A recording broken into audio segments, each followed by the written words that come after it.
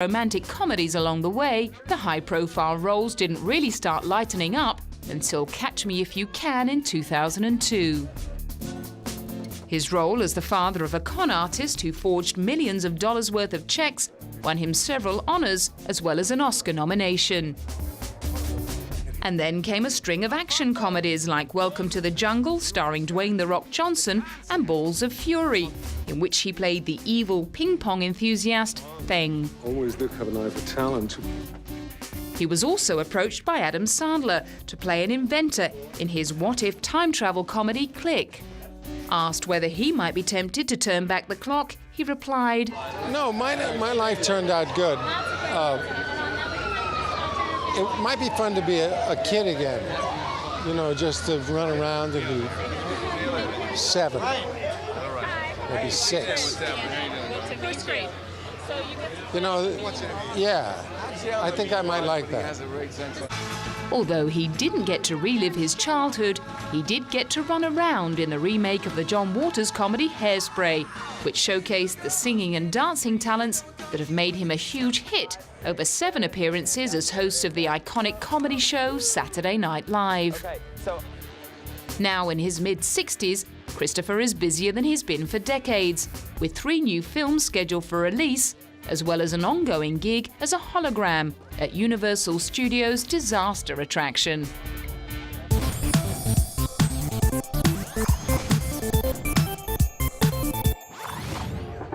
Tilda Swinton is another actor who's built a reputation for playing dark and stormy characters. In 1996's Female Perversions, she portrayed an ambitious attorney who wallows in excess and meaningless sex while dealing with her personal problems. She played an obsessive island leader who's prepared to kill to preserve order in the beach, and a self-replicating cyborg in 2002's Technolust. But the nasty pasty that really sealed her global notoriety was her portrayal of the White Witch in the big-budget adaptation of the Chronicles of Narnia, The Lion, the Witch and the Wardrobe. I wanted her to be really white, and I wanted her to be really evil, and to be as frightening as I would have found it as a child. And I was never frightened by those moustache-twirling, you know, shouting witches when I was a child. And I thought that maybe a cold witch was what we needed, so I kind of, you know, did that. However, before she jumped into the job of scaring the bejesus out of small children, she ran it by her young twins, Xavier and Honor. Prince of Narnia. I read it to my children because I had this idea that if I decided to do this film, that I would have children backing away from me for the rest of my life. So I thought it had better be worth it, you know. So I read it to my children and they really liked it. Disney's film version of the C.S. Lewis book went on to gross $750 million, a huge relief to its investors. No, the king needs servants. I guess I could... It was a huge undertaking. I mean, 1,500 people came to lunch every day when we were in the South Island, and we went to the set in helicopters.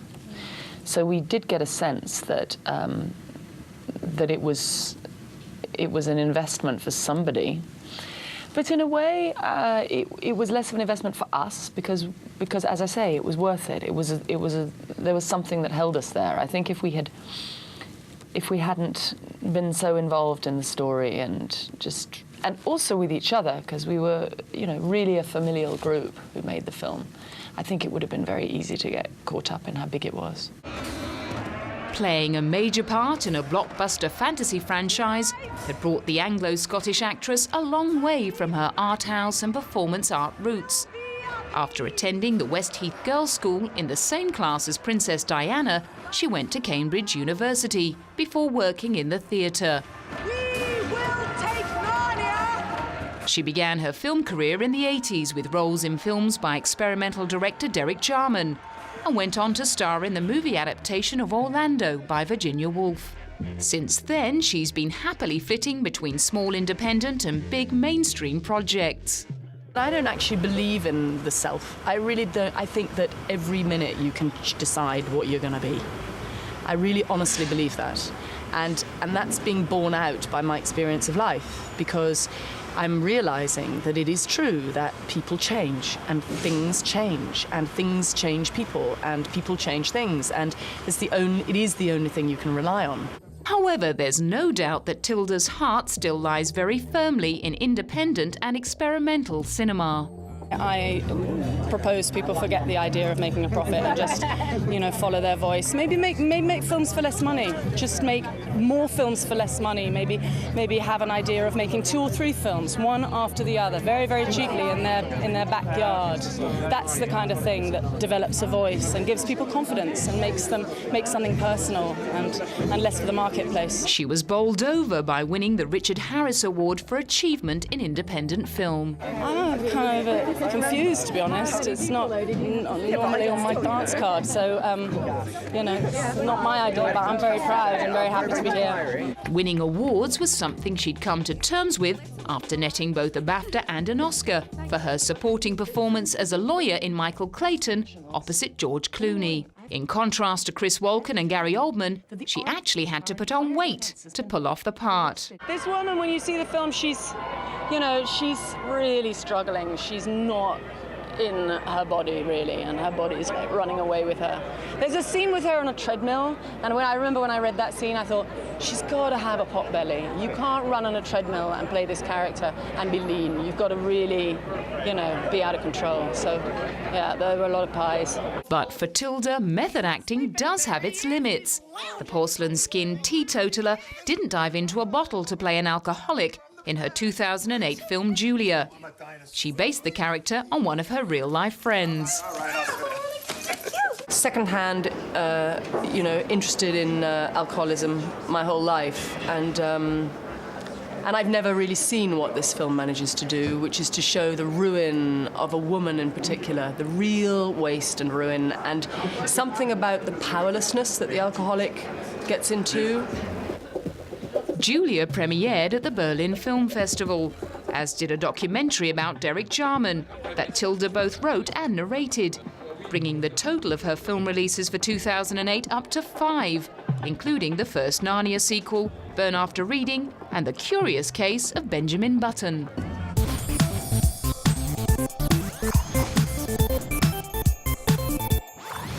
Hans Gruber. Alan Rickman sits at number 46 on the American Film Institute's list of 100 greatest villains for his dastardly portrayal of terrorist Hans Gruber in the 1988 action classic Die Hard. The deep-throated, heavy-browed actor actually started out playing romantic leads in Shakespeare plays and later in British films like Sense and Sensibility and Truly, Madly, Deeply. And in 1995, Empire magazine put him at 34 on its list of sexiest film stars. However, once he got to Hollywood, he quickly became typecast as arch-cads like Hans Gruber and the Sheriff of Nottingham. That campery easily tipped over into comedy in films like Dogma and Galaxy Quest, as well as Love Actually. Like many of his British colleagues, he hitched a ride aboard the Harry Potter steam train and has been happily hamming it up as Potions Professor Severus Snape since the franchise kicked off in the year 2000. 94. Although he's known for passing up film offers in favour of work in the theatre, he deigned to appear in 2 major films in 2006. In Snowcake, he reunited with his Galaxy Quest co-star Sigourney Weaver to play an English expat with a murky past who develops a relationship with an autistic woman in Canada. Aren't you cold? I have an unusual body temperature control. Well, he has this guilt and he has all this unresolved anger, but the whole story of the film is about how he's releasing himself from that. So it's a bit like a bird learning to fly, so as long as you have some image like that, there's an effort in flapping wings or getting out of a nest or getting up in the air. The film was shot in a small town in northern Ontario during winter. Being so far away from the film community reminded Alan that Snowcake was about real people and needed to be given a proper platform. It opened at the Berlin Film Festival, and Alan was asked to comment on the lack of lead roles on offer to older actresses like Sigourney. I think it's everybody's loss. There are, great older women Why do we always have to look for the new model on the... It's like a car showroom. Yeah, fresh faces, right? Yeah, well, it's crazy. It's our loss. Means we're a bit immature, isn't it? That would surely have been music to the ears of one jury member, British actress Charlotte Rampling, who frequently speaks out about the pressure on women to keep looking young. It also spoke volumes about Alan's 40-year relationship with former councilwoman Rima Horton, with whom he shares a home in London. 2006 also brought round the opportunity to take part in the long-awaited big-screen adaptation of Patrick Süskind's novel Perfume. 12-notenaliges Parfum kann man nur komponieren, indem man eine besondere Note hinzufügt. Letzte Nacht habe ich geträumt, du seist tot. There was huge pressure on the film to live up to expectations. I wasn't directing it, so it was easier for me because I just had to act it. But I knew that I was in the hands of a very great director, and so really it was put on the costume and put on the wig and say my lines. He reprised the role of the protective father in Tim Burton's adaptation of a Stephen Sondheim musical, although this time there were ulterior motives. In Sweeney Todd, he plays the slimy bully Judge Turpin, who intends to marry the young woman he's been raising as his ward. Mercy on yourself.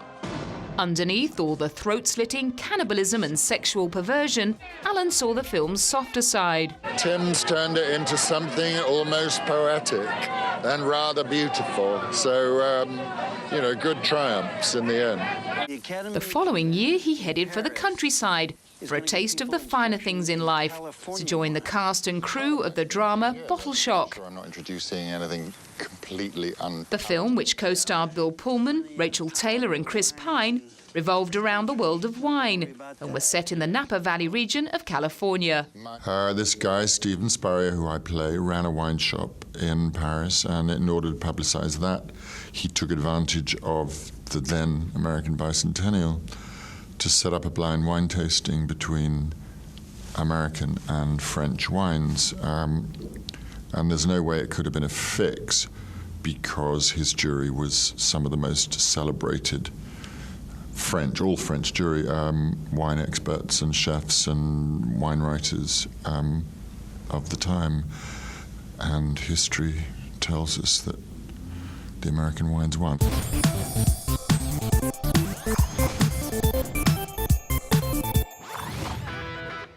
Unlike some of his more stuffy peers, South London's Jason Statham honed his craft by following his parents into street theatre.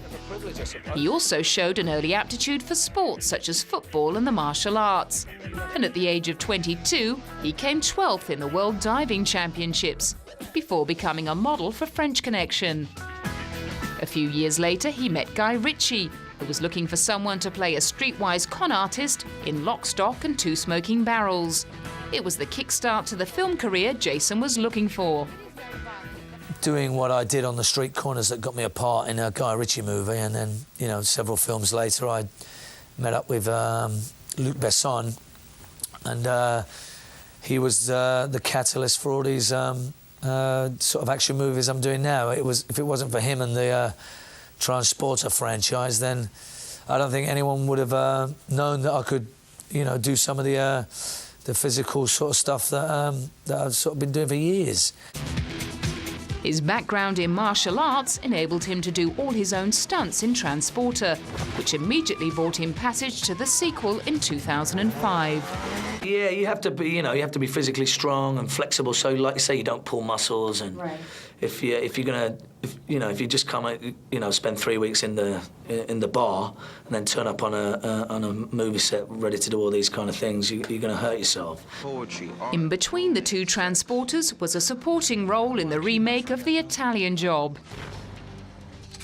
as well as small parts in Cellular and Collateral. In 2005, he collaborated for a third time with his old mate Guy Ritchie on the no-holds-barred slugfest Revolver that was slammed by critics for the seeming gratuitousness of its violence. It's violence for violence sake, you know. If there is such a thing, I mean, it helps with the story. I mean, I don't think this kind of a story can exist without the violence within it. So, I mean, it's necessary. Then came a lead role in Crank, in which his character unwittingly drinks a poison that forces him to keep his adrenaline pumping. Otherwise, he'll drop dead. It's about a man who's trying to find the man who killed him and trying to sustain his life while he does so in a certain amount of time. I suppose you could liken it to... in fact, I'm not going to liken it to anything. That's my answer. Because this one stands quite alone in the way it's shot and the way it looks. So to liken it to anything would be an injustice to the movie. In an interview with Maxim magazine, Jason said the film's frenetic pace reminded him of his own life, which had 3 films a year for the last 2 years to show for itself. Perhaps his hectic lifestyle had been the catalyst for his split with girlfriend Kelly Brook, who ran off with Billy Zane on the set of Survival Island in 2005. The pace barely let up, however, in 2007, when he signed up to star alongside Jet Li in the action thriller War. It was his second opportunity to work with a martial arts legend. He is, you know, he can play very cold, very, very chilling. But off screen, he is quite the opposite. You know, he's always joking, and he has a very colourful personality that really shines through. After flying to America for the remake of Death Race 2000, he was grateful to be back in Old Blighty for the high-octane heist caper, The Bank Job. Nothing more rewarding than coming back and making a film in the UK, so there just seems to be a lack of material for me. The film, loosely based on the walkie-talkie Baker Street bank robbery of 1971, went over large with critics and audiences around the world, which should ensure Jason can be a bit more picky about where he works in the future. Just happy working, you know. If we can keep working, and, you know, the more I get to come home and do a film, sleep in my own bed, it'll make me much happier.